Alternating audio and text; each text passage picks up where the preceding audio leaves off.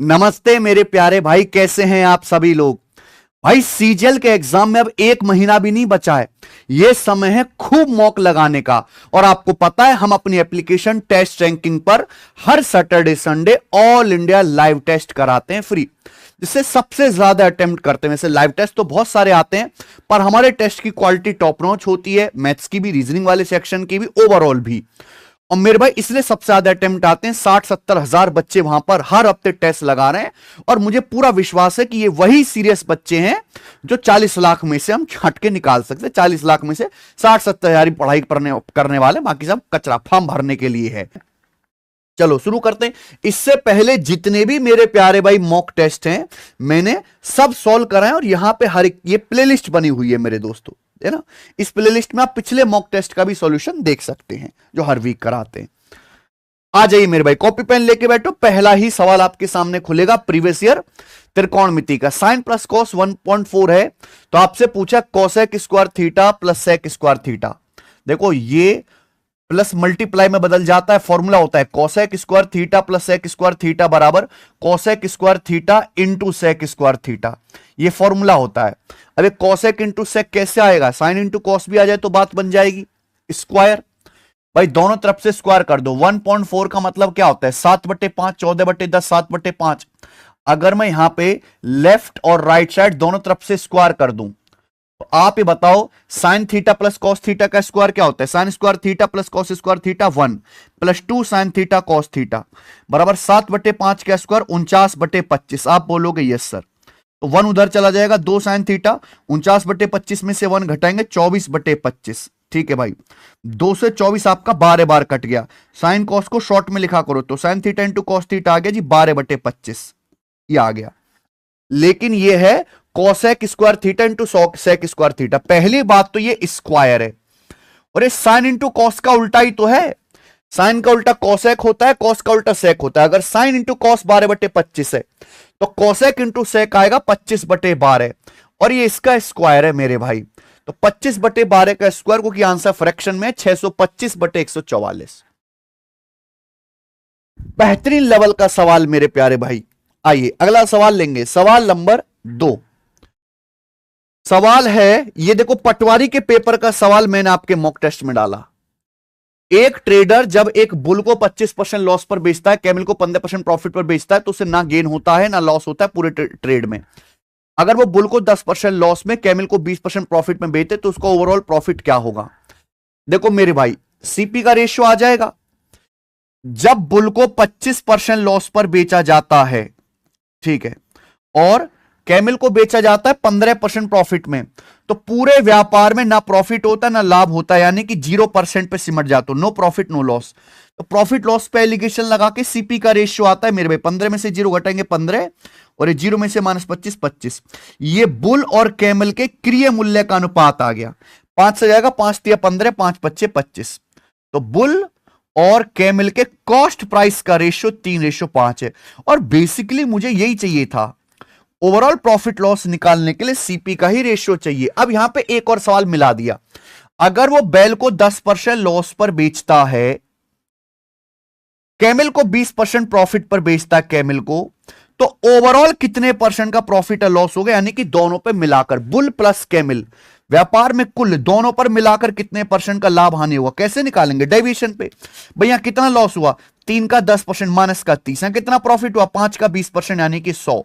तो 100 माइनस 30, 70% का। कितने के समान पर? 3 और 5 8 के समान पर, बटे 8। तो 8 8 64 है भाई, ये आ जाएगा ए ऑप्शन, 8.75। क्लियर है मेरे भाई? आप बोलोगे जी सर बिल्कुल आसान सवाल, बताओ।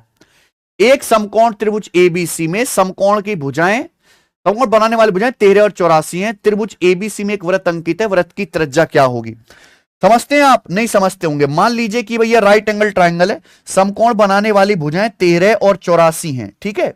अब इसके अंदर सर्कल है, इस circle is inscribed in the triangle. Inscribe मतलब ट्राइंगल के अंदर इस तरीके से एक सर्कल है जो तीनों साइड को टच करेगा। इस सर्कल की आपको रेडियस बतानी है। 13, 84, 85 पाइथागोरन ट्रिपलेट है। 13, 84, 85 उतना फेमस नहीं है, पर आपको याद तो करना ही पड़ेगा मेरे भाई। अगर राइट एंगल ट्राइंगल के अंदर सर्कल बनाया जाए तो इसकी इन रेडियस अंत्यवृत्त की त्रिज्या का फॉर्मूला P + B - H/2। तो 13 - 1 12/2 6 आ गया भी आंसर। ऑप्शन नंबर यहां से बी सही है। बिल्कुल बेसिक सवाल डालें। सवाल नंबर 4 देखेंगे टेक्नीशियन का। एक वस्तु का अंकित मूल्य 750 है। It is sold for 634.8 after giving 2 successive discount each of X% और मार्क प्राइस। ठीक है, मार्क प्राइस पर 2 डिस्काउंट दिए XX% के और फाइनली इसको 634.8 में बेचा गया। कॉस्ट प्राइस जो है मार्क प्राइस से 20% कम है। अगर आर्टिकल को 2X% के सिंगल डिस्काउंट पे बेचा जाए सेम मार्क प्राइस पर, तो गेन क्या होगा? पता चल गया। क्वेश्चन सॉल्व करने के लिए पहले एक्स निकालना है। देखो, एक आर्टिकल का मार्क प्राइस है 750 750 रुपीज। अगर वस्तु पर X% की 2 लगातार छूट दी जाए तो 2 लगातार छूट देने के बाद उस आर्टिकल को 634.8 रुपए में बेचा जाएगा। यह मार्क प्राइस से सेलिंग प्राइस का रेशियो है 2 बार डिस्काउंट देने के बाद। जब आपने X% की 2 लगातार छूटें दी हैं, है ना, मार्क प्राइस पर डिस्काउंट देने के बाद सेलिंग प्राइस आता है। 2 बार डिस्काउंट देने के बाद मार्क प्राइस से सेलिंग प्राइस का रेशियो है। अगर एक ही बार डिस्काउंट दिया जाए तो क्या रेशियो होगा मेरे भाई? डेसिमल से 0। ठीक है, 3 से कटेगा मेरे दोस्तों 25 और 3 से कटेगा मेरे दोस्तों ये आपका 2116। नीचे अंडर रूट आ गया तो ऊपर भी बनेगा 50 और 2116 का क्या आ जाएगा मेरे प्यार भी? 46। यानी कि एक बार डिस्काउंट देने पर मार्क प्राइस से सेलिंग प्राइस का रेशियो ये हो जाता है। यानी कि 50 का सामान 46 में बिकेगा तो कितना डिस्काउंट हो गया? 4 का। किस पर? 50 पर। 8%। यानी कि एक्स की जो वैल्यू है मेरे भाई वो 8% के बराबर आ गई। बताओ कितनी बढ़िया बात है। अब बोला है कॉस्ट प्राइस मार्क प्राइस से 20% कम है। जैसे मार्क प्राइस 750 रुपए है तो सीपी कितना आ जाएगा मेरे भाई? निकालना पड़ेगा। 750 का 20% होता है 150। 750 से 150 कम करेंगे तो सीपी आ गया 600 रुपए। बोला मार्क प्राइस पर 2X% की सिंगल छूट दी जाए तो लाभ क्या होगा? देखो भाई, अगर मार्क प्राइस पर 2X% की सिंगल छूट दोगे, जैसे यहां पे मार्क प्राइस 750 रुपए है, अब 2X कितना आएगा? अगर X का मान 8% है तो 2X आ जाएगा 16%। अगर 16% का सिंगल डिस्काउंट दोगे सामान कितने बिकेगा? 100% पे अगर 16% का डिस्काउंट दोगे तो सामान 84% में बिकेगा। 84% यानी कि 0.84% में बिकेगा। ये रेशियो होगा मेरे भाई। ये रेशियो होगा कि नहीं होगा मेरे दोस्त? आप बोलोगे यस सर बिल्कुल सही। 150 पंजे, 150 चौका, डेसिमल से 2 जीरो, 4 से काटेंगे 100 और 4 से 21। यानी कि अल्टीमेटली 100 रेशियो 105 आ जाएगा। सीपीएसपी का रेशियो ही प्रॉफिट निकाल के देता है। 100 का सामान 105 में बिकेगा तो 5% का प्रॉफिट हो। 5%, सी ऑप्शन। अच्छे अच्छे क्वेश्चन, क्वालिटी जबरदस्त मिलेगी आपको हमारे मॉक में। एक आयत का परिमाप 206 है, उसका एरिया 2640 है, तो डायगोनल बताओ। आयत का परिमाप होता है मेरे भाई लंबाई प्लस चौड़ाई का दुगुना। ये 206 है तो लंबाई प्लस चौड़ाई यहां से कितना आ जाएगा? 103 आ जाएगा। अब एरिया यहां पे दे रखा है, एरिया होता है लंबाई गुणा चौड़ाई। यह आ जाएगा मेरे भाई 2640, 2640 ये आ जाएगा। क्लियर है? सवाल में आपसे पूछा है विकर्ण डायगोनल ज्ञात करें। बताइए मेरे भाई डायगोनल क्या है? रेडियस नहीं पता करोगे सवाल नहीं होने वाला। ठीक है बच्चे, अब बताओ। तो भैया ये भी क्वाड्रेंट की रेडियस यहां से यहां तक, सेंटर से परी तक की दूरी। अब ये 2 है तो ये लेंथ कितनी आ जाएगी यहां से तक? r-2, r-2। भाई ये भी रेडियस है यहां से यहां तक r, ये 4 है तो कितना बचा? r-4, r-4। इसके सामने ये भी r-4 ही होगा, ये भी r-4 ही होगा। आप बोलोगे हाँ सर। तो यहां तो मेरे भाई पाइथागोरस लगनी चाहिए। ये साइड r-2 है, ये r-4 है, r है। ये साइड मेरे दोस्तों एक साइड r-4 है, एक r-2 है, 90 डिग्री के सामने r है। और आपको दिखना चाहिए अर्थमेटिक प्रोग्रेशन में 2-2 का गैप। एक ही ट्रिपलेट है समांतर श्रेणी में 3 4 5, यहां पे 2-2 का गैप है तो दुगना 6 8 10 और कुछ हो नहीं सकता। 6 8 10 के अलावा रेडियस यहां पे 10 होगी। 10 - 2 8, 10 - 4 6। जहां भी आपको राइट एंगल ट्राइंगल में भुजाएं एपी में दिखे 100% 3 4 5 ट्रिपलेट ही लगता है। यानी कि ये दोनों साइड, ये तो मेरे प्यारे भाई 6 आ गई और ये साइड 8 आ गई। रेक्टेंगल का एरिया होता है लंबाई गुणा चौड़ाई, 6 × 48। देखो कितना बढ़िया सवाल डाला मैंने, मुश्किल नहीं है बिल्कुल भी। 11वां सवाल करेंगे। A forester wants to plant 66 apple tree, 88 banana tree, 121 mango tree in equal rows in terms of number of trees, ठीक है। Also he want to make distinct rows of tree, यानी कि ओनली एक लाइन में मेरे दोस्तों एक ही type का पेड़ हो, तो मिनिमम कितनी उसे पंक्ति बनानी पड़ेंगी। देखो मेरे भाई, एक आदमी जो है लाइन में पेड़ लगाना चाहता है, 66 सेब के, 88 केले के और 121 पेड़ आम के। एक लाइन में एक ही टाइप का पेड़ लगना चाहिए, ऐसा नहीं कि एक लाइन में आम और केला दोनों के लग गए। तो मिनिमम मेरे दोस्तों कितनी लाइन बनानी पड़ेंगी? मिनिमम लाइन कब बनेगी? जब हर एक लाइन में मैक्सिमम पेड़ लगाए जाएंगे, और मैक्सिमम पेड़ मिक्स नहीं करने, यानी कि इन तीनों से कटने वाला नंबर, इनका एचसीएफ सारा को देख के पता लग गया मेरे भाई, 11 आएगा एचसीएफ, क्योंकि ये 11 के पहाड़ा है मेरे दोस्तों। यानी कि हर लाइन में मैक्सिमम 11 पेड़ लगाओ। 66 सेब के लगाने हैं तो मेरे भाई कितनी लाइन बन जाएंगी? 6 की 6। केले के पेड़ की कितनी लाइन बन जाएंगे? 88/11 8। और आम के पेड़ की 121/11 11। तो 8 से 14 11 25 आ जाएगा मेरे भाई। मिनिमम 25 लाइन बनानी पड़ेगी। आइए अगला सवाल देखो, ये भी पटवारी के पेपर का सवाल है। एक्स की power A square but x की पावर बी स्क्वायर बराबर एक्स की पावर 171।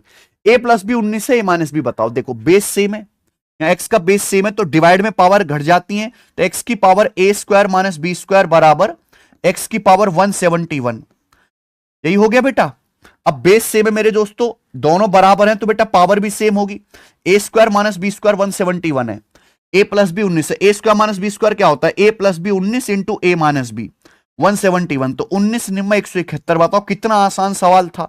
ए माइनस बी आपका 9 आ गया। ठीक है भाई, करो। एक बेलन के आधार की परिधि 62.8 सेंटीमीटर है, ठीक है। उसका आयतन 8792 घन सेंटीमीटर है। बेलन का कर्व सरफेस एरिया बताओ। कर्व सरफेस एरिया, बहुत बढ़िया सवाल। ये पाई का मान बोला है ना, 3.14 लेना है, 3.14 बोलना है। 22/7 नहीं है, 11 का मल्टीपल मत चेक करने लगा, गलत हो जाएगा कि पाई का मान 22/7 है ही नहीं, 3.14 लेना है। देखो भाई, वॉल्यूम दिया है, कर्व सरफेस एरिया पूछा है। वॉल्यूम और कर्व सरफेस एरिया में शायद ना पता हो, सिलेंडर के वॉल्यूम और कर्व सरफेस एरिया में डायरेक्ट रिलेशन है। वॉल्यूम बराबर 1/2 curve surface area into radius. अगर मुझे रेडियस पता लग गई तो सवाल सॉल्व हो जाएगा। रेडियस पता लग जाएगी। यहां पे बेलन के आधार की परिधि दे रखी है। बेलन का बेस होता है सर्कल, सर्कल की सरकमफ्रेंस 2πr, पाई का मतलब 3.14। रेडियस यहां पे r है और ये दे रखी है 62.8। तो ये तो 6.28 से 62.8 10 बार कट गया, रेडियस तो 10 आ गई, खेल खत्म हो गया। बस यहां वैल्यू रख दो। वॉल्यूम कितना है? 8792 बराबर 1/2 सिलेंडर का कर्व सरफेस एरिया निकालना है इंटू रेडियस 10।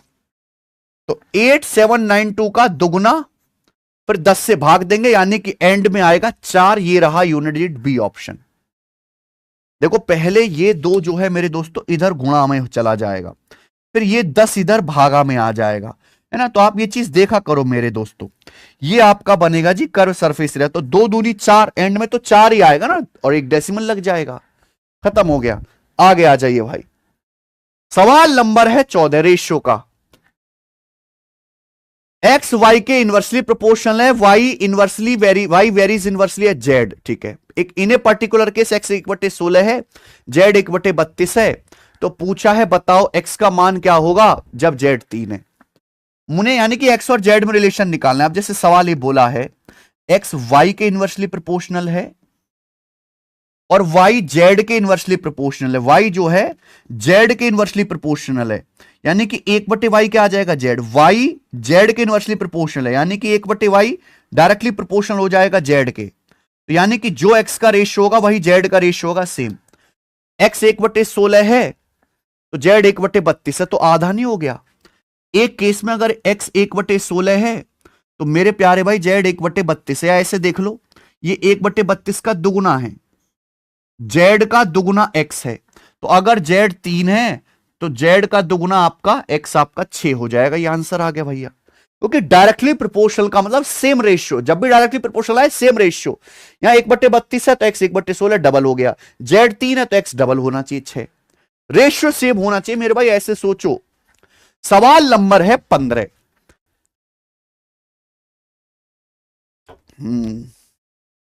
देखो आप इसका स्क्वायर करके भी कर सकते हो,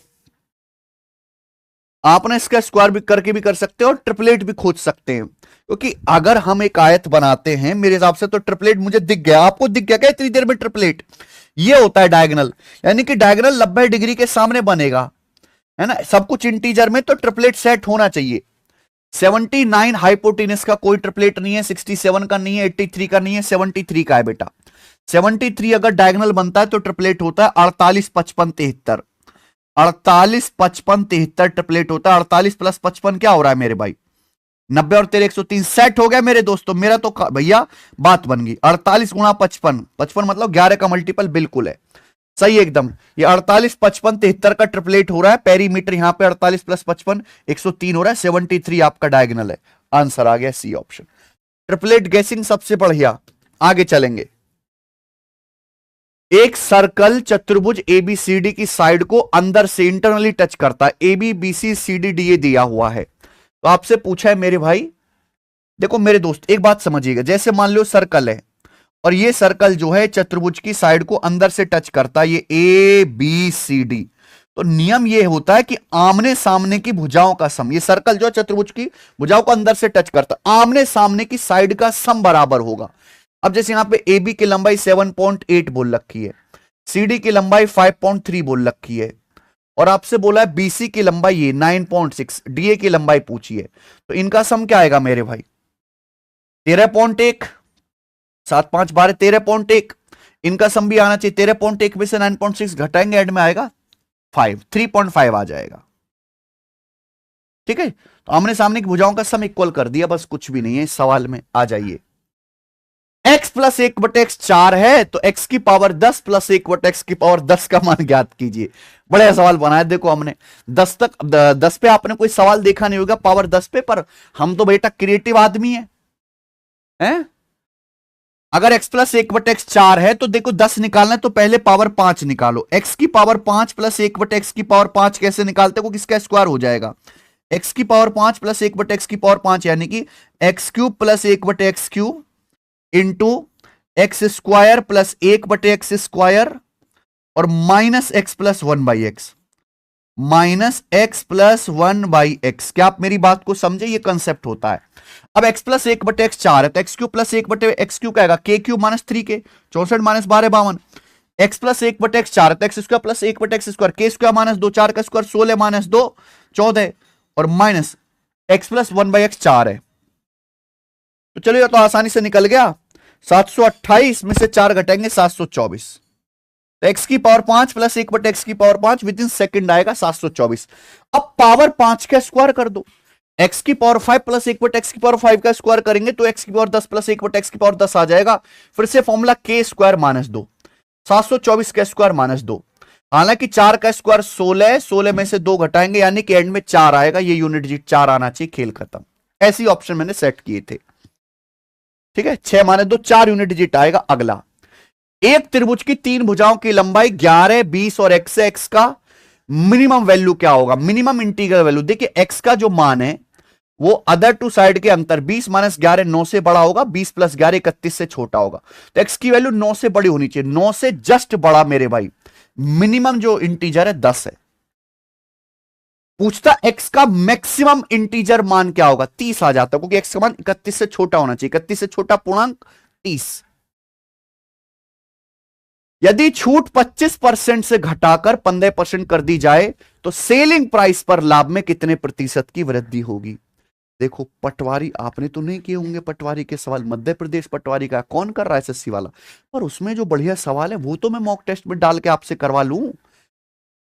छूट 25 से घटाकर 15% कर दी जाए तो प्रॉफिट परसेंटेज कितना इंक्रीज होगा सेलिंग प्राइस पर? देखिए छूट किस पे दी जाती है? मार्क प्राइस पर। मैंने मान लिया कि जैसे मार्क प्राइस 100 है, 100 तो पहले छूट थी 25%, 100 पे 25% की छूट थी तो सेलिंग प्राइस था 75 मेरे प्यारे भाई। अब घटाकर 15% कर दी, 100 पे 15% की छूट है तो अब सेलिंग प्राइस हो गया 85, यानी कि पहले सामान 75 में बिक रहा था, अब सामान 85 में बिक रहा है, तो प्रॉफिट 10 रुपए बढ़ गया। लेकिन पूछा प्रॉफिट परसेंटेज कितना बढ़ा, और बेस सीपी नहीं लेना, सेलिंग प्राइस पर लेना है, क्योंकि सीपी पता ही नहीं है यहां पर। तो सेलिंग प्राइस 75 पर आपका प्रॉफिट 10 रुपए बढ़ गया, जो कि कितना होता है 5 दूनी 10 और ये 15, 2/15 आ गया। 1/15 6.66%, 2/15 होता है दुगुना 13.33%, 2/15 13.33%। बढ़िया सवाल। सवाल नंबर 10, इस डायग्राम में EF 4 है, BC 2 है, तो आपसे पूछा शेडेड रेक्टेंगुलर रीजन यानी कि रेक्टेंगल है, बताइए जी कैसे करेंगे। हमेशा पाइथागोरस लगते हैं इस सवाल में हमेशा। भैया ये आपको जो दिया गया है ये क्वाड्रेंट दिया गया, रमेश और नरेश एक रेस दौड़ते हैं with Aman finishing 48 meter ahead of Ramesh. Aman जो है रमेश से 48 मीटर आगे और नरेश से 68 मीटर आगे रेस खत्म करता है। देखिए 3 लोग रेस में दौड़े दौड़े दौड़े दौड़े, मान लो मेरे प्यारे भी रेस यहां खत्म होती है, तो रेस जो है मेरे भाई कौन जीता, अमन। अमन जो है बोला है रमेश से 48 मीटर आगे रहकर अमन जो है ऊपर लिखते हैं, हाँ, अमन जो है मेरे प्यारे भी रमेश से 48 मीटर आगे रेस खत्म करता है। ओके, और नरेश से 68 मीटर आगे रहकर दौड़ पूरी करता है, नरेश से 68 मीटर आगे, यानी कि ये डिस्टेंस है 68 मीटर। क्या आपको मेरी बात समझ में आ रही है? तो अमन ने रेस जीती, रमेश से 48 मीटर आगे रहा है और नरेश से 68 मीटर पीछे, यानी कि रमेश 48 मीटर से हार गया और नरेश 68 मीटर से हार गया, अमन जीत गया। In another race of same length, same लंबाई की एक दूसरी रेस होती है, Ramesh finishes 25 meter ahead of Naresh, यानी कि इसी सेम लंबाई की जब दूसरी रेस होती है तो बोला है रमेश जो है नरेश से 25 मीटर आगे रहकर दौड़ पूरी करता है, यानी कि रमेश ने मेरे प्यार भी दौड़ पूरी करी और रमेश जो है वो नरेश से 25 मीटर आगे रह के दौड़ पूरी किया है। आप बोलोगे यस सर बिल्कुल सही, कोई प्रॉब्लम नहीं है। पूछा रेस की लंबाई क्या है, एक तो वेरिएबल मान के हो जाएगा, माना रेस की लंबाई d या x है। सोचो देखो ये सेकंड केस ज्यादा इंपॉर्टेंट है, इसमें केवल 2 ही लोग दौड़ रहे हैं, रमेश और नरेश। अगर रमेश नरेश की स्पीड का रेशियो पता लग गया, अगर रमेश और नरेश की स्पीड का रेशियो पता लग गया तो क्वेश्चन सॉल्व हो जाएगा सेकंड केस से। अब पहले और दूसरे केस को कंपेयर करो मेरे भाई। देखो अमन रेस जीतता है, रमेश 48 मीटर पीछे है और नरेश रह जाता है 68 मीटर पीछे। देखो ध्यान सुनिए, जब रमेश रेस पूरी करेगा, यहां से यहां पे आओ, जब रमेश रेस पूरी करेगा तो रेस पूरी करने के लिए रमेश को 48 मीटर दौड़ना पड़ेगा, 48 मीटर। रेस खत्म करने के लिए मेरे भाई रमेश को यह डिस्टेंस कवर करनी पड़ेगी, तब जाके यहां पहुंचेगा 48 मीटर। नरेश पहले 68 मीटर पीछे था, नरेश अब जो है फिनिशिंग पॉइंट से 25 मीटर पीछे। पहले नरेश 68 मीटर पीछे था, फिनिशिंग पॉइंट से 25 मीटर पीछे, यानी कि 43 मीटर आगे बढ़ा। नरेश कितना आगे बढ़ा मेरे प्यारे भाई, 43 मीटर, 43 मीटर आगे बढ़ा। तो जितने टाइम में रमेश दौड़ पूरी कर गया 48 मीटर दौड़ के, सेम उतने ही टाइम में नरेश 43 मीटर आगे बढ़ा। पहले 68 मीटर से हार रहा था, अब 25 मीटर पीछे रह गया, 68 माइनस 25 43। तो सेम टाइम में मेरे प्यारे भाई रमेश 48 मीटर दौड़ता है, उतने टाइम में नरेश 43 मीटर दौड़ता है। ये उनको द्वारा चली गई डिस्टेंस का रेशियो है। सेम टाइम में जो डिस्टेंस होगी, सेम टाइम में जो डिस्टेंस होगी वही उनकी स्पीड का रेशियो भी आएगा, यानी कि इनकी स्पीड का रेशियो 48 रेशियो 43 आ गया मेरे भाई। रमेश और नरेश की स्पीड का रेशियो 48 43 आ गया। बताओ क्या करने के लायक नहीं हो आप, सब कुछ कर सकते हो बच्चे। सेकंड केस देखता हूं, जब मेरे प्यारे भाई रमेश और नरेश दौड़ते हैं तो भैया रमेश रेस पूरी करता है, नरेश 25 मीटर से हार जाता है। तो भैया देखो मेरे भाई सेम टाइम में रमेश ने तो पूरी रेस पूरी करी। अब मुझे पहले केस से कोई मतलब ही नहीं, इसको भूल जाओ भैया, ऐसे भूल जाओ जैसे कभी हुआ ही नहीं। तो दोनों केस को कंपेयर करना है और नरेश आपका 25 मीटर से हार गया, तो सेम जितने टाइम में रमेश पूरी रेस दौड़ेगा उतने टाइम में नरेश इतना रह जाएगा 25 मीटर पीछे। तो मेरे भाई एक बार बताओ, तो ये इनकी स्पीड का रेशियो, सेम टाइम में उनके द्वारा चलेगी डिस्टेंस का रेशियो भी यही होगा। बताओ रमेश अगर 48 दौड़ेगा तो नरेश 43 दौड़ेगा। रमेश कितने से जीता, 5 मिनट से जीतेगा, जबकि रमेश जीत कितने से रहा है, 25 मीटर से। 5 किलो 25 मीटर है, 5 टाइम्स 25 गुना। रेस किसने पूरी करी है, रमेश ने। रमेश ने रेस पूरी करी 48 मिनट, तो 48 की वैल्यू भी 5 गुना आएगी, 240 मीटर। यह आंसर है, ऑप्शन नंबर है ए। बेहतरीन सवाल है मेरे पैर भी, बता देना कि ऐसे होता है दोस्त।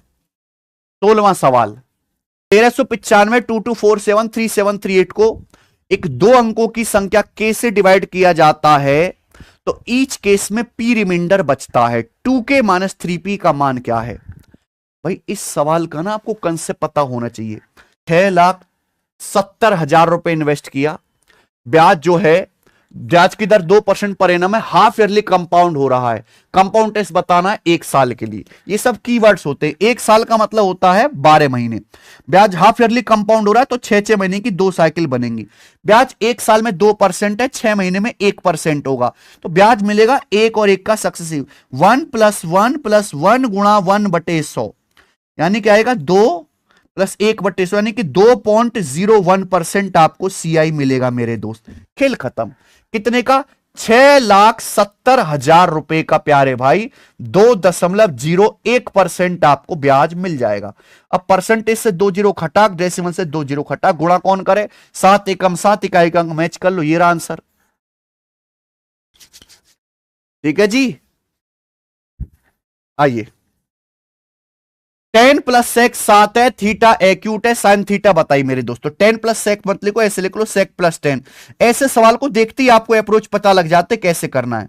अगर sec थीटा + tan थीटा 7 है तो sec - tan कितना आ जाएगा मेरे भाई? 1/7। 1/7 आप इन दोनों को ऐड कर दो तो 2 sec थीटा आ जाएगा मेरे भाई। ऐड करना होता है आपको। 7 + 1/7, 7 + 1/7 यानी कि 49 50/7। अब 2 से आपका 50 25 बार कट गया तो sec थीटा का मान आ गया मेरे प्यारे भाई यहां पर 25/7। मैंने तो ट्रिपलेट भी गैस कर लिया, यहां पर लगेगा जो। sec का मतलब होता है मेरे दोस्तों हाइपोटीनियस बटे बेस। तो 7 24 25 पर ट्रिपलेट होता है तो लंब आपका 24 आ गया। ठीक है जी। साइन थीटा है, देखो यहां हिंदी में 5 साइन थीटा होगा। 5 साइन थीटा पूछा है। साइन थीटा यानी कि लंब बटे कर्ण, यानी कि 24/25 ये आ जाएगा मेरे भाई। ओके, तो 5 × 5 = 25 यानी कि 24/5, 24/5 आंसर है ना। 5 साइन थीटा निकालना था। बात खत्म, आगे चलेंगे। सवाल number 19। By increasing the selling price of an article by 108, there now a profit of 14%, which was a loss of 13%. If the cost price of article is increased by 15%, at what rate should the article be sold to make a profit of 40%? 40% profit कमाने के लिए किस रुपए पर बेचना होगा, ये सवाल है। देखो 40% प्रॉफिट कमाने के लिए 140% में बेचना पड़ेगा। 140% का मतलब 7 का मल्टीपल। 7 का मल्टीपल ये है, ये नहीं है मेरे भाई, ये नहीं है, ये नहीं है। खेल खत्म हो गया। ऑप्शन से ही सवाल निपटाया जा सकता था, पर मैं ऐसे करा के मॉक 20 मिनट में खत्म कर दूं तो उसका कोई फायदा थोड़ना है। ऐसे तो मैं 3 मिनट में खत्म कर दूं मेरे भाई। मल्टीपल फल्टीपल से 20 मिनट भी बहुत ज्यादा है, 3 मिनट में होना चाहिए। लेकिन मेरे दोस्त समझाना भी जरूरी है, पूरा बताना भी जरूरी है कि प्रोसेस क्या है। जब हम सेलिंग प्राइस 108 रुपए बढ़ाते हैं तो पहले 13% का लॉस होता था, अब 14% का लाभ होता है। तो कितना डिफरेंस आएगा? 14 और -13 में 27% का डिफरेंस आएगा। 14 - 13 में, जबकि सेलिंग प्राइस को कितना बढ़ा है? 108 रुपए। 27% की वैल्यू 160, तो 1% की वैल्यू 4 आ गई। तो 100% की वैल्यू यानी कि कॉस्ट प्राइस आएगा 400 रुपए। ये सीपी आ गया 400 रुपए। बात समझे? अब सीपी 15% बढ़ाया जाता है। 400 को 15% बढ़ाओगे तो सीपी कितना आएगा? 460 रुपए हो गया। ठीक है, 460 रुपए। क्लियर है? अब 460 पे 40% का लाभ कमाना है तो 460 का 40% कितना आ जाएगा मेरे भाई? 184। ये आप इसमें ऐड कर देंगे मेरे भाई। तो 4 8 6 14 का 4 4 1 5 1 644 रुपए। बिल्कुल बेसिक से एक एक चीज कर ली मैंने, ये आंसर हो गया। आगे चलते हैं। सवाल नंबर है आपके सामने 20। पाइप पे एक टैंक को 12 घंटे भर सकता है, भी 18 घंटे भर सकता है। दोनों पाइप एक साथ खोल दिए गए, एक लीकेज देखा गया जिससे पाइप के भरने का समय, टंकी भरने का समय 48 मिनट बढ़ गया। ज्ञात कीजिए कि भरे हुए टैंक को लीकेज द्वारा खाली करने में कितने घंटे लगेंगे। देखो ये सवाल सॉल्व करने के लिए आपको लीकेज की एफिशिएंसी निकालनी है। ठीक है जी। देखो पाइप ए 12 घंटे भर सकता है, बी 18 घंटे में। हालांकि 12 18 का रिश्तेदारी आंसर आना चाहिए, दिख रहा है मुझे। तो 12 18 का एलसीएम 36 हो गया। ये हमने टंकी कैपेसिटी मान ली। तो पाइप ए की एफिशिएंसी 3 है और बी की 2 है। अब आप मुझे बताओ, दोनों पाइप मिलकर टंकी कितने समय भरेंगे? दोनों पाइप मिलकर, दोनों पाइप ए और बी मिलकर भरेंगे 36 यूनिट, 3 और 2 5 एफिशिएंट के साथ 36/5 घंटे में। अब सवाल ये बोला है कि भैया दोनों पाइप को खोल दिया लेकिन एक लीकेज है, और इस लीकेज की वजह से टंकी भरने का टाइम 48 मिनट भर गया। 48 मिनट का मतलब होता है 48/60, यानी कि 4/5 घंटे, 4/5 घंटे। यानी कि मेरे भाई 36/5 घंटे में ना भर के टंकी 4/5 घंटे ज्यादा है, यानी कि 40/5 टंकी 8 घंटे में भरी गई। टंकी 8 घंटे में भरेगी। मुझे लीकेज की एफिशिएंसी निकालनी। अब ध्यान से सुनना मेरे भाई, सारे दोनों पाइप खोल दिए ए और बी, टंकी भरनी चाहिए थी 36/5 घंटे में, पर 48 मिनट ज्यादा लगा, टंकी भरी 8 घंटे में। तो लीकेज पाइप 8 घंटे तक चालू रहा। तो लीकेज पाइप 8 घंटे में कितनी टंकी खाली करेगा? एफिशिएंसी सी 8 घंटे में खाली करेगा, सी गुणा 8। तो लीकेज पाइप ने जितनी टंकी खाली करी होगी उतना ही भरने वाले पाइप ए और बी को एक्स्ट्रा टाइम लगा के भरना पड़ा होगा। पाइप ए और बी 1 घंटे में 5 यूनिट भरते हैं, 5 यूनिट। तो पाइप ए और बी को एक्स्ट्रा 48 मिनट भरना पड़ा। 48 मिनट का मतलब 4/5 घंटे तक भरना पड़ा। तो यानी कि जितना लीकेज ने खाली किया उतनी टंकी पाइप ए और बी ने एक्स्ट्रा टाइम लगा के भरी। तो बराबर कर दीजिए, 5 से 5 कट जाएगा, सी की एफिशिएंसी आ जाएगी 1/2, लीकेज पाइप की एफिशिएंसी आ गई। तो बोला लीकेज पाइप पूरा 36 यूनिट टैंक 1/2 एफिशिएंसी के साथ कितने समय में खाली करेगा? 72 घंटे में खाली करेगा। यह आंसर आ जाएगा। X square plus y square 29 है, एक्स वाई 10x की पावर 4 प्लस वाई की पावर 4। ये मैंने बहुत बेसिक सवाल डाला है। एक्स की पावर 4 प्लस वाई की power 4 x square plus y square की टर्म में क्या होता है? एक्स की पावर 4 प्लस वाई की पावर 4 बराबर x square plus y square का whole square minus twice of x y का whole square. Twice of x y का होल स्क्वायर, गलती मत करिएगा। X square plus y square 29 है, तो 29 का स्क्वायर 841। एक्स वाई आपका 10 है, तो 10 का स्क्वायर 100 दूनी 200, घटाएंगे तो आंसर आ जाएगा भी 641। कंसेप्ट पता है तो तुरंत सवाल हो जाता है। आइए, 12,000 रुपए पर पहले साल ब्याज की दर 10% है, दूसरे साल 18% है, 2 साल का ब्याज कितना होगा? देखो, ट्री भी बना सकते, सक्सेसिव भी निकाल सकते, अलग अलग ब्याज की दर है। पहले साल 10%, दूसरे साल 18%, 2 साल में कितना ब्याज मिलेगा? 10 और 18 का सक्सेसिव, 10 प्लस 18 प्लस 10 गुणा 18/100, तो 18 10 28 और 180/100 1.8, 29.8% आपको ब्याज मिलेगा मेरे भाई। तो 12,000 रुपए पर आपको 29.8% ब्याज मिलेगा, यानी कि 30% से 0.2% कम। 30 से मेरे प्यारे भाई 0.2% कम, ऐसे निकाल लेंगे। तो कितना आएगा? 12,000 का 30% 3600, 3600 से कम आएगा मेरे भाई। एक ही ऑप्शन है पहला। अच्छा, ये भी करने की जरूरत नहीं। 12,000 का 29.8% आपको निकालना है ना।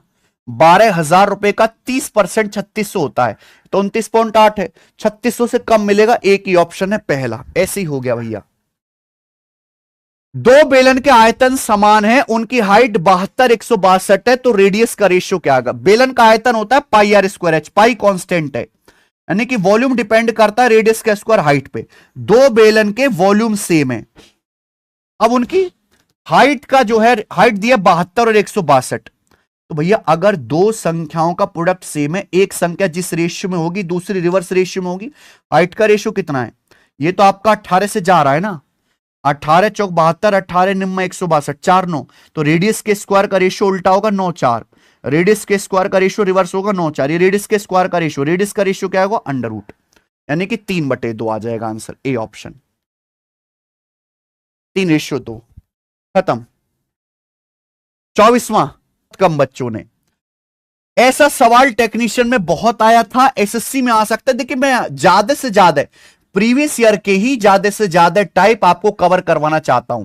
जैसे किसी चतुर्भुज के 4 वर्टेक्स से ABCD इसी ऑर्डर में लिए गए, ए के बाद बी, फिर सी, फिर डी, आगे पीछे नहीं करना। तो किसके हैं? क्या ये रेक्टेंगल है, क्या ये ट्रेपेजियम है, क्या ये स्क्वायर है, क्या ये रोम्बस है? तो भैया आप यहां पे ना चारों साइड निकाल लो। चारों साइड कैसे निकालेंगे? AB BC CD और DA, वो निकालेंगे डिस्टेंस फॉर्मूला से, √x2 - x1 का स्क्वायर प्लस y2 - y1 का स्क्वायर से ए और बी के बीच की दूरी। 14 - 4 18 का वर्ग प्लस 19 माइनस 11 8 का वर्ग, ये आ गया मेरे भाई। बीसी कितना आएगा, बीसी बी और सी के बीच की दूरी -4 में से -12 घटाएंगे 8 का वर्ग, 11 में से -7 घटाएंगे 18 का वर्ग, यानी कि बराबर आ रही है साइड। तो बेटा सॉल्व नहीं करना पूरा, सी डी देखो, इस निगेटिव का स्क्वायर करेंगे तो भी पॉजिटिव हो जाएगा। -12 में से 6 घटाएंगे -18 का वर्ग, और -7 में से घटाएंगे ये 8 का वर्ग, यानी कि चारों साइड ही बराबर आ गई मेरे भाई। यहां तो डी ए और डी के बीच, इन दोनों के बीच की दूरी 14 में से 6 घटाएंगे 8 का वर्ग, और 19 में से घटाएंगे 18 का वर्ग, तो चारों साइड बराबर है। इसका मतलब ये रेक्टेंगल तो नहीं रहा है भाई, ये मेरे दोस्तों ट्रेपेजियम भी नहीं है, यानी कि या तो ये स्क्वायर होगा या रोम्बस होगा। कि स्क्वायर की चारों भुजाएं बराबर होती है, रोम्बस की भी चारों भुजाएं बराबर होती है, लेकिन अभी मैं बता नहीं पाया, क्योंकि देखो अब कैसे करेंगे, रोम्बस भी तो होता है, इसकी भी चारों भुजाएं बराबर होती हैं, लेकिन रोम्बस का फर्क यह है कि इसके डायगोनल दोनों अलग अलग होते हैं। स्क्वायर के दोनों डायगोनल भी बराबर होते हैं, रोम्बस के दोनों डायगोनल अलग अलग होते हैं। तो यहां पे अब ना मुझे दोनों डायगोनल निकाल लेने चाहिए, एसी और बीडी। एसी और बीडी तो बनेंगे मेरे भाई आमने सामने के, ये एसी कितना आएगा, √ 14 - 12 ये 26 का वर्ग, और 19 में से 14 - 12 19 और माइनस ये 26 का वर्ग, ये एसी आ गया मेरे भाई। बीडी कितना आएगा, बीडी आएगा -4 और 6 10 का वर्ग, प्लस 11 - 1 10 का वर्ग, दोनों डायगोनल अलग अलग हैं।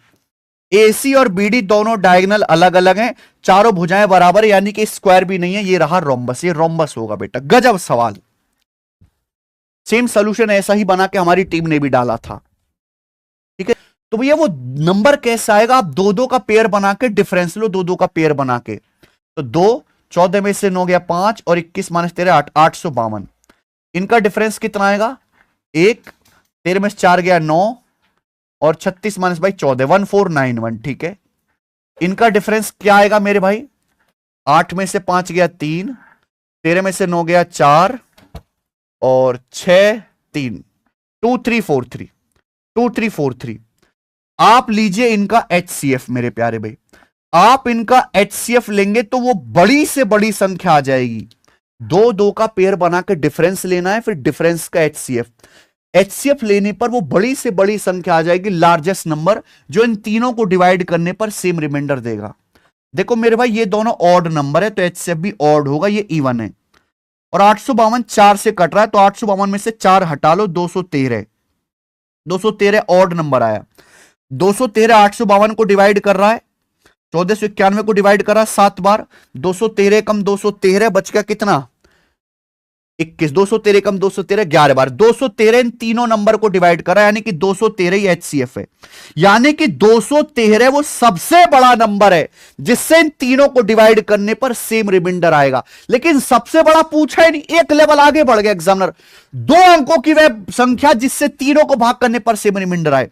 213 का मतलब होता है 3 से कट रहा है, 3 गुणा 71, 213 में एक ही 2 डिजिट नंबर आ रहा है 71, प्राइम है, आगे ब्रेक नहीं कर सकते, यानी कि 213 का एक फैक्टर 71 है। अगर आप 71 से भी इन तीनों को डिवाइड करोगे तो सेम ही रिमाइंडर बचेगा, यानी कि संख्या जो है k का मान 71 आ गया। बेहतरीन सवाल, हर केस में p रिमाइंडर बचता है, तो रिमाइंडर क्या आएगा, किसी भी एक संख्या को डिवाइड कर लो, 1395 को आप 71 से भाग कर लो मेरे भाई, ठीक है जी। वैसे भाग करने के लिए ऐसे देखो, 71 का दुगुना क्या होता है, 104 1420 होता है, ये 1420 से 1395 25 कम है, तो रिमाइंडर आएगा माइनस का 25, या मेरे भाई 71 से डिवाइड करें, 71 जोड़ लेंगे मेरे दोस्तों, तो आ जाएगा आपका यहां पे 46 आ जाएगा रिमाइंडर। ऐसे जल्दी भाग हो जाता है। 71 का दुगुना होता है मेरे भाई 1420, 1395 को भाग करेंगे तो 25 कम आ रहा है ना, 25 कम नेगेटिव रिमाइंडर है, पॉजिटिव का आएगा 71 और -25 46 आ गया, तो k का मान 71 है, 71 का दुगुना 142 और p है 46 का 3 गुना 138, तो कितना आ जाएगा, ये 4 आ जाएगा भैया, 4 इसका आंसर है, डी ऑप्शन। बढ़िया सवाल भैया। 25, एक कॉन्स्टिट्यूएंसी में 60% वोटर मेल है, बाकी फीमेल है। मेल का 40% इलिटरेट है, फीमेल का 25% लिटरेट है। तो आपसे पूछा इलिटरेट मेल लिटरेट फीमेल से कितना ज्यादा है। इलिटरेट मेल लिटरेट फीमेल से, पढ़ी लिखी महिलाओं से कितना परसेंट ज्यादा है? यानी कि अनपढ़ पुरुष पढ़ी लिखी महिलाओं से कितना परसेंट ज्यादा है? देखो 60% वोटर मेल है, 60% यानी कि 3/5। अगर टोटल 5 है तो 5 में से 3 मेल है, बाकी की 2 फीमेल है। सवाल में क्या बोला गया है? सवाल में बोला है 40% मेल इलिटरेट है, तो सिंपल ही बोल दिया मेल का 40% इलिटरेट है, यही मुझे निकालना था। आगे 25% ऑफ फीमेल आर लिटरेट, पढ़ी लिखी है। फीमेल का 25%, फीमेल है 2, फीमेल 2 का 25% पढ़ी लिखी है। तो ये आ गया मेरे भाई। बताओ इससे ये कितना ज्यादा है, इससे कितना ज्यादा है? तो आप रेशियो ले लो ना, रेशियो ले लो। 5 पच्चे 25 और ये 5 अट्टे 40 और ये 2 चौक 8, ये आ जाएगा मेरे भाई। यानी कि 12:5 आ गया। तो 5 से 12 कितना ज्यादा है? 7 ज्यादा है, 7/5। 1/5 20%, 7/5 20 का 7 गुना 140% ज्यादा आ गया एकदम। तो आप ना जो भी चीज इस तरीके से पूछी हुई है, जैसे आप पूछा इलिटरेट मेल लिटरेट फीमेल से कितना ज्यादा, ये आपका बेस हो गया। तो आप ना इनकी वैल्यू का रेशियो ले लिया करो और आपका आंसर आ चुका है मेरे भाई। इसी के साथ मॉक टेस्ट हुआ समाप्त। जबरदस्त लेवल की क्वालिटी थी मेरे भाई। आप देखो हर एक चैप्टर को कवर किया मैंने, ऐसा नहीं कि 2-3 सवाल ही नए बना के डाले। बाकी मेरे भाई प्रीवियस ईयर में से जो सवाल बच्चों से छूट जाते हैं, जहां तक बालक कभी पहुंच ही नहीं पाता, और कर लेना चाहिए अगर वो जा रहा है, कि सवाल दुनिया में 90% फिल्में, सवाल, कंटेंट सब इंस्पिरेशन से बनता है। तो यानी कि प्रीवियस ईयर से इंस्पायर होकर क्वेश्चंस बनाएगा एग्जामिनर, और वही मैंने मॉक टेस्ट में डाला, इसलिए बेस्ट मॉक टेस्ट था। आपने कितने सवाल इसमें ठीक किए कमेंट्स में जरूर बताएं मेरे भाई। अगर आपने एक्चुअल लाइव टेस्ट नहीं लगाया, केवल वीडियो देख ली, कोई फायदा नहीं है। लाइव टेस्ट जाके लगाइए। टेस्ट रहेंगे एप्लीकेशन पे, इतना सारा कंटेंट मेरे प्यार भी आपके लिए डाल रखा है। किस लिए? आप लोगों के लिए। सब लोग डाउनलोड कर लो एप्लीकेशन। एग्जाम में 1 महीना ही बाकी है, ये टेस्ट सीरीज ज्वाइन कर लो मेरे दोस्त, बहुत सस्ती सी है। डेली एक मॉक टेस्ट लगाओ। धन्यवाद, बाय, अगले हफ्ते मिलेंगे अब।